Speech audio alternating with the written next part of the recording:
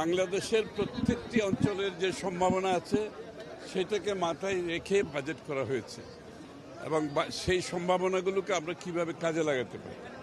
চট্টগ্রামের সম্ভাবনা স্বভাবতই অনেক বেশি, কারণ হচ্ছে এখানে বন্দর আছে, এখানে সমুদ্র বন্দর শুধু না, চট্টগ্রামের একটা ভৌগোলিক অবস্থান আছে, স্ট্র্যাটেজিক একটা অবস্থান আছে।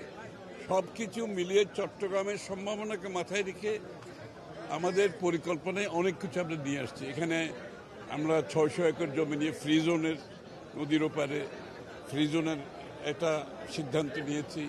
চিটাগাংয়ে অনেকগুলো পোর্ট আমরা করতে যাচ্ছি, একসাথে করতে যাচ্ছি। চিটাগাং কি, যেটা আগে আমি বারবার বলেছি চট্টগ্রামকে একটা লজিস্টিক্যাল হাব করার জন্য, সেটার বাজেটে সেটার প্রতিফলন ঘটেছে। এবং চট্টগ্রাম এয়ারপোর্ট নিয়েও চিন্তা আছে, এটাকে কার্গো হাব, প্যাসেঞ্জার হাব করার, এটাও আছে পরিকল্পনার মধ্যে সার্বিকভাবে। এবং এখানে Chinese zone, Chinese economic zone হতে যাচ্ছে। এবং ঢাকা চট্টগ্রাম লিঙ্কের জন্য যে লাকসামের যে বিষয়টা আছে, তো 2 ঘন্টা ট্রাভেল টাইম যাতে কমে আসে ট্রেনে, সেটাও বলা আছে। তো সবগুলো হলে চট্টগ্রাম থেকে যে করিডোর বাংলাদেশের সাথে, সেটা হবে, লজিস্টিক্যাল হাব হবে, বন্দরগুলো অনেক বেশি পরিমাণে কাজ করতে পারবে। আবার ওদিকে আপনার মাতার বাড়ি একটা বড় ধরনের কার্যক্রম হাতে নেওয়া হয়েছে।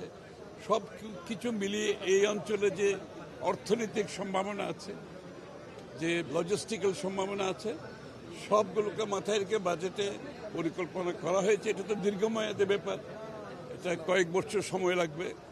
কাজগুলো ইনশাআল্লাহ যত তাড়াতাড়ি সম্ভব আমরা শুরু করার চেষ্টা করছি। বাজেট নিয়ে বিরোধী দল নানা ধরনের কথা বলছে, এটা ইমপ্লিমেন্টেশন, এটা আসলে শেষ পর্যন্ত নিশ্চয়ই আমার মনে হয় ইমপ্লিমেন্টেশন, এত বড় একটা বাজেট একটা কঠিন সময়ে, যে আমরা যেটা বিগত সরকারগুলো থেকে ইনহেরিট করেছি, মধ্যপ্রাচ্যের যুদ্ধের কারণে যেটা ক্ষতিগ্রস্ত হয়েছে, অর্থনীতিতে এখন খুবই খারাপ অবস্থায় আছে।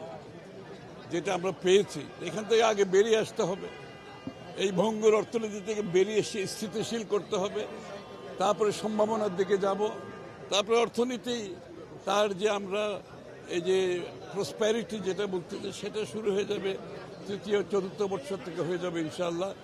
এবং অর্থনীতি ঘুরে দাঁড়াবে, বাংলাদেশ তার যে সম্ভাবনাকে সেটা পুরোপুরি কাজে লাগিয়ে আমরা বিশ্বের অন্যতম অর্থনীতিতে পরিণত হওয়ার $1 ট্রিলিয়ন অর্থনীতির যে আমরা যে ফোরকাস্ট করেছি, সেদিকে আমরা এগিয়ে যাবো ইনশাআল্লাহ।